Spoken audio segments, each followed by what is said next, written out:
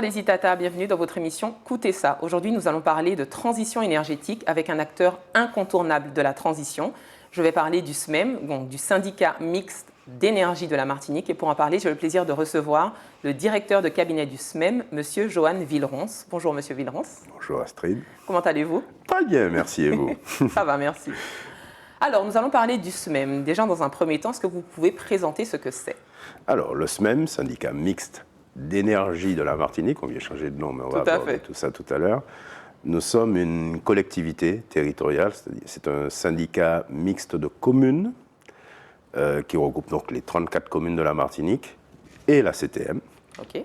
Nous avons été créés voici 20 ans dans le but d'assurer l'autorité de l'organisation de la distribution de l'électricité en Martinique. Ce qu'on appelle communément AODE. Une AODE. Okay. Nous sommes la seule en Martinique.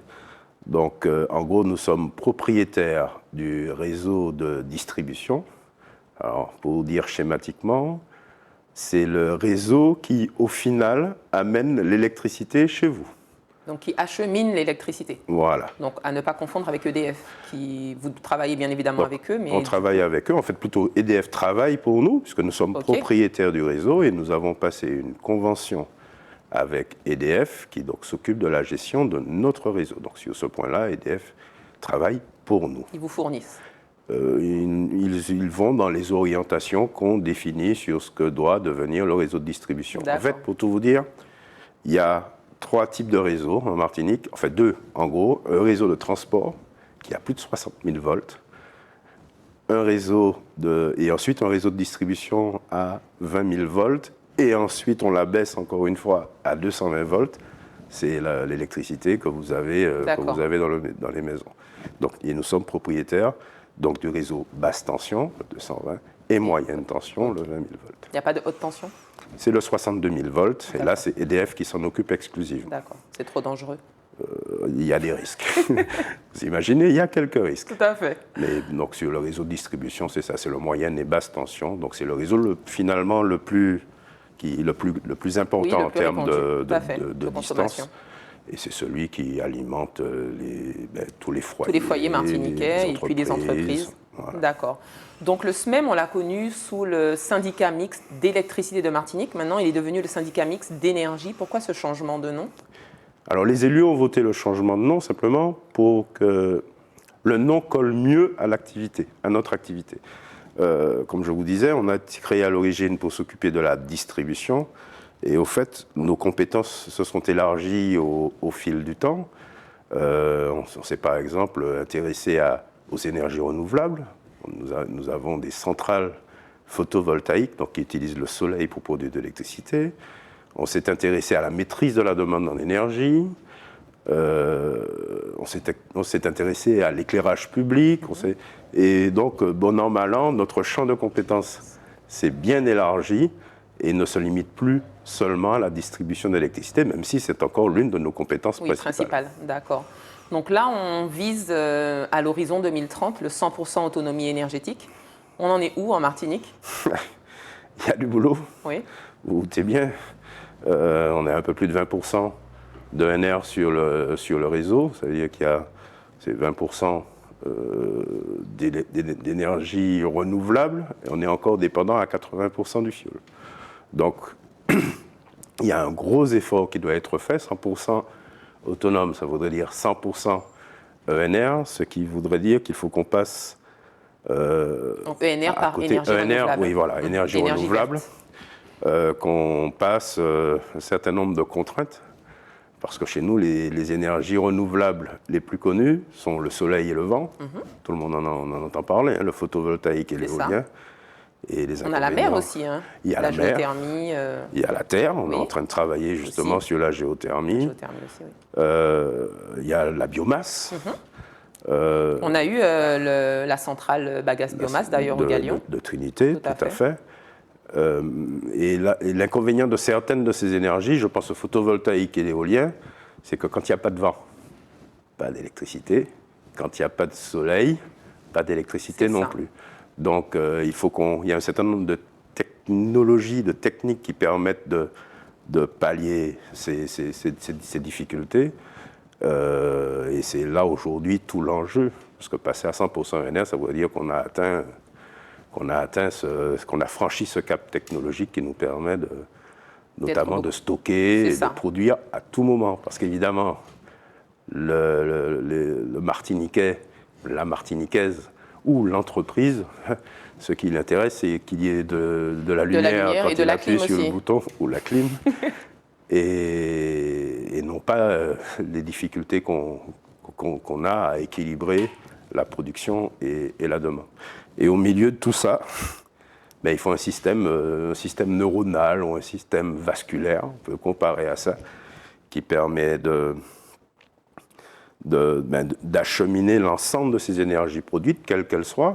Donc quand on parle de transition énergétique, on parle beaucoup des types de production. On va mettre de la géothermie, vous avez très bien cité les exemples, mais on oublie souvent qu'il faut un réseau au milieu pour distribuer et amener cette énergie qui est produite à l'ensemble de la population et de l'économie. Parce qu'il y a aussi les entreprises qui ne peuvent pas se permettre de rester sans électricité.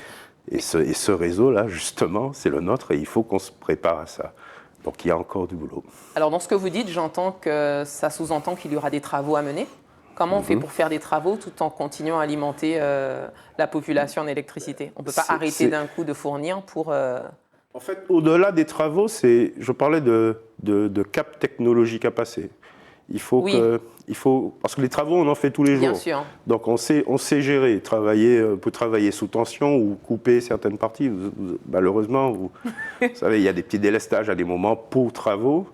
Donc ça, on maîtrise. Mais l'enjeu le plus important, c'est de franchir un cap qui permettrait d'adapter. Il y a de nouvelles technologies, on parle souvent de réseaux intelligents qui permettent justement de moderniser le réseau pour qu'il s'adapte aux nouveaux types de producteurs qu'il y aura à l'horizon 2030. Peut-être pas en 2030. Non, on n'est pas prêt encore. Mais au plus tôt 2035, je pense qu'on pourrait y arriver. Mais il y a quand même des îles ou des terres qui arrivent à passer aux 100% autonomie, arrivent à s'adapter avec les... On a quand même un gros potentiel en Martinique, avec le vent, le soleil et la mer. Est-ce qu'on peut s'en inspirer? Le potentiel, malheureusement, n'est pas énorme. Il faut se former encore? Il y a encore pour tout vous dire, la Martinique a un atout considérable. Elle est riche de son patrimoine, notamment en biodiversité.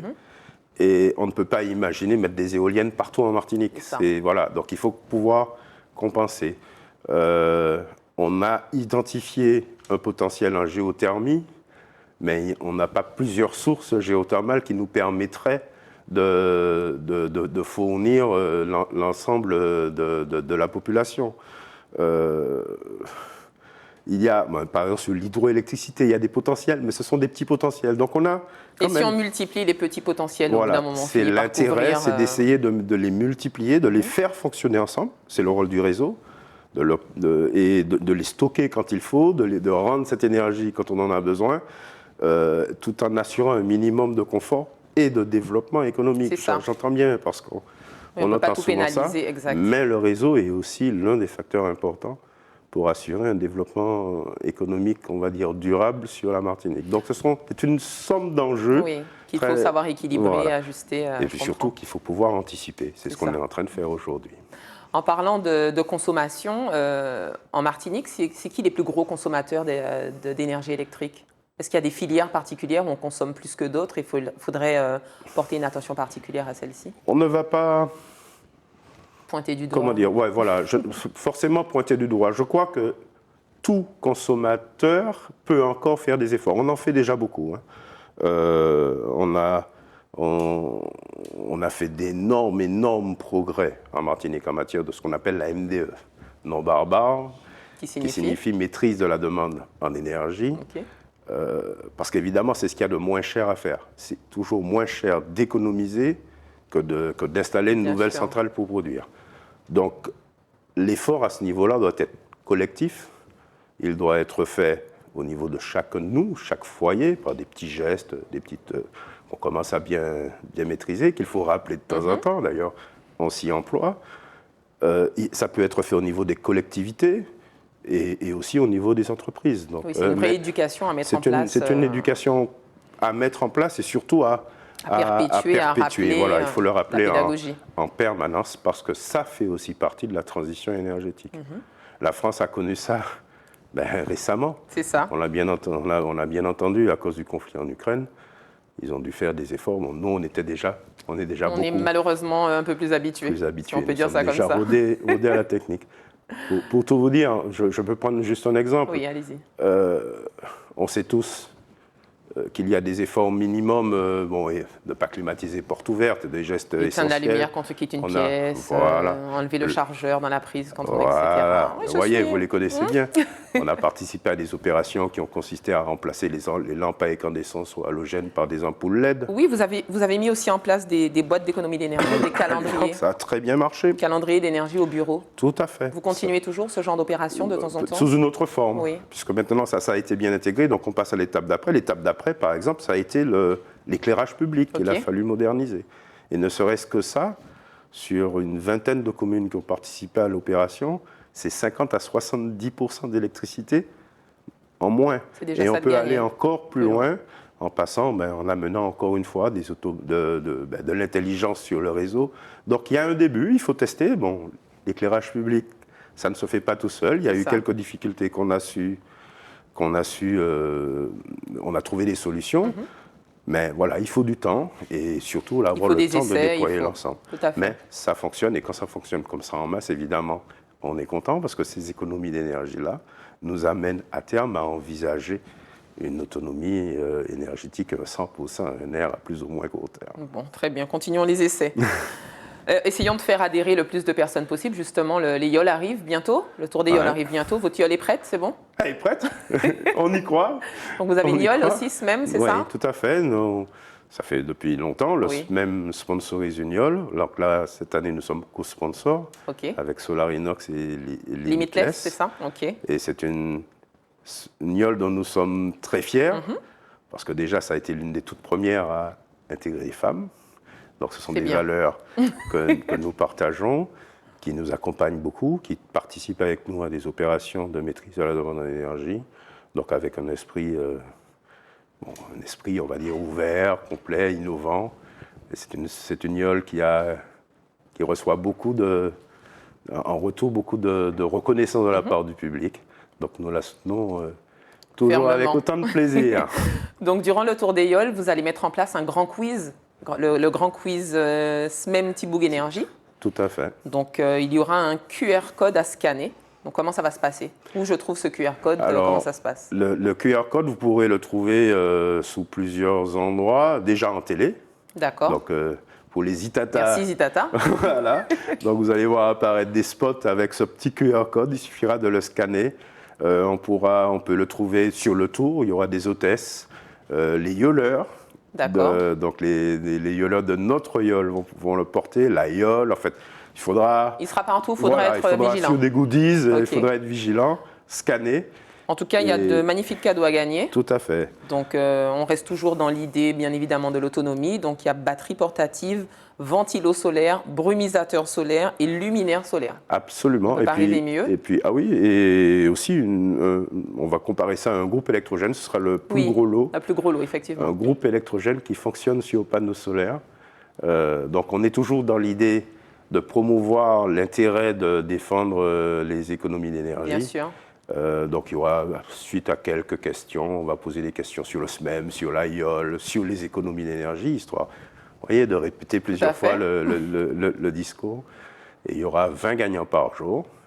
D'accord. Parmi ces 20 gagnants, il y en aura 3 par jour qui vont avoir des lots encore plus importants. Et à la fin du jeu, parmi les bonnes réponses, on va en sélectionner 3 qui vont avoir notamment le premier lot, le groupe électrogène solaire. Je peux jouer alors? Bien sûr. Oui, ok. Donc du 30 juillet au 6 août. Tout à fait. Ok, ça marche. Donc on peut retrouver les informations sur votre Instagram, j'ai vu, donc c'est SMEM972.